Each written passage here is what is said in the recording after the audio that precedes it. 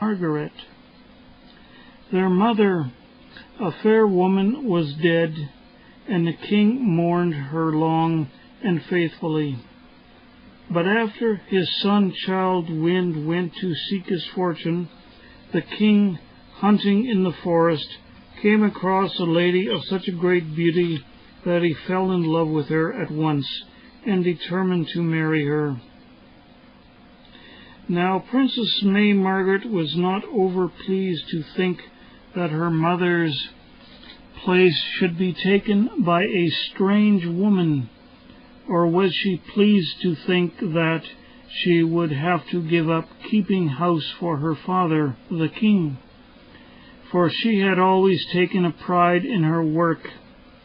But she said nothing, though she stood long on the castle walls, looking out across the sea, wishing for her dear brother's return. For, see you, they had mothered each other.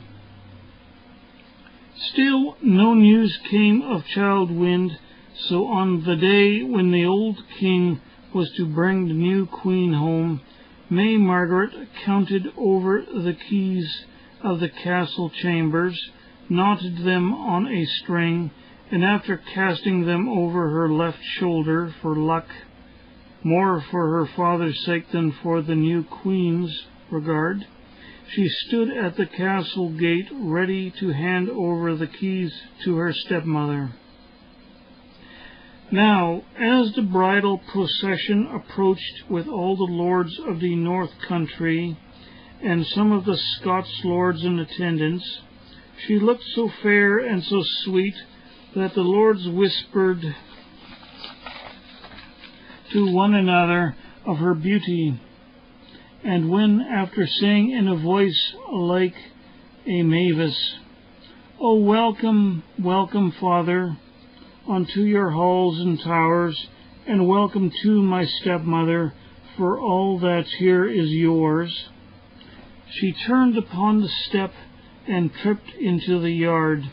The Scots lords said aloud, "Forsooth, May Margaret's grace surpasses all that we have met. She has so fair a face." Now the new queen overheard this, and she stamped her foot, and her face flushed with anger, as she turned her about and called, "You might have accepted me, but I will bring May Margaret to a laidly worm's degree. I'll bring her low as a laidly worm that warps upon a stone, and not till the Child of Wind come back will the witching be undone."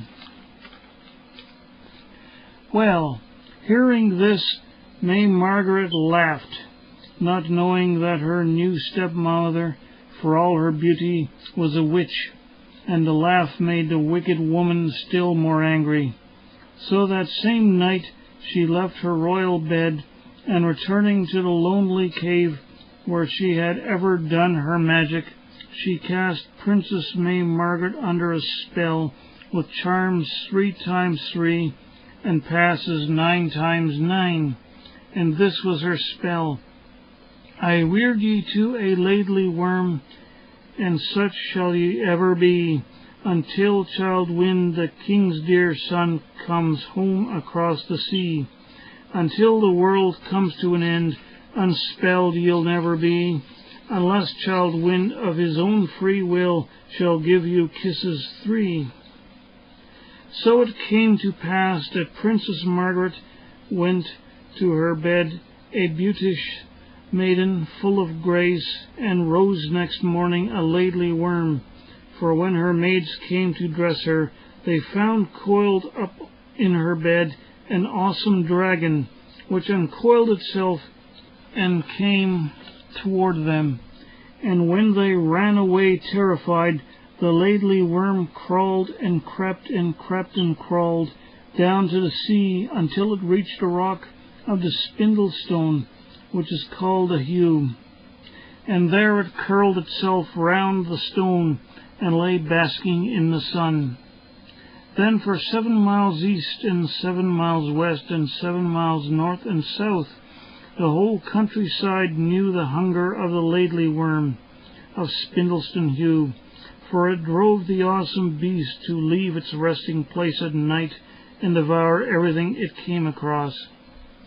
At last a wise warlock told the people that if they wished to be quit of these horrors, they must take every drop of the milk of 7 white milch kine every morn and every eve to the trough of stone at the foot of the heugh for the ladly worm to drink. And this they did, and after the ladly worm troubled the countryside no longer, but lay warped about the heugh, looking out to sea with its terrible snout in the air.